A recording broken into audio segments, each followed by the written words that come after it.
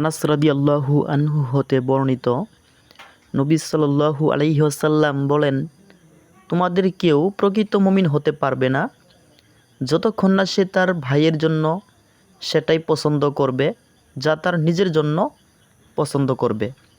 সহিহুল বুখারী হাদিস নাম্বার 13।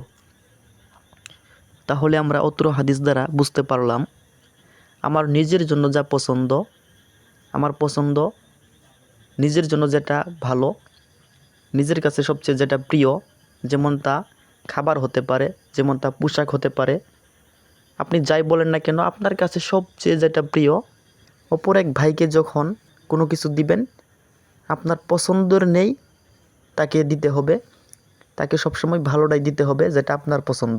তাকে কোনো অবস্থাতেই খারাপ পোশাক বা খারাপ খাবার দেওয়া যাবে না। আপনার নিজের জন্য যা পছন্দ সেটা অপর ভাইয়ের জন্যও পছন্দ করতে হবে। এটা যদি আপনি করতে পারেন তাহলেই হচ্ছেন আপনি প্রকৃত মুমিন, আর যদি না করতে পারেন তাহলে আপনি কখনোই প্রকৃত মুমিন হতে পারবেন না।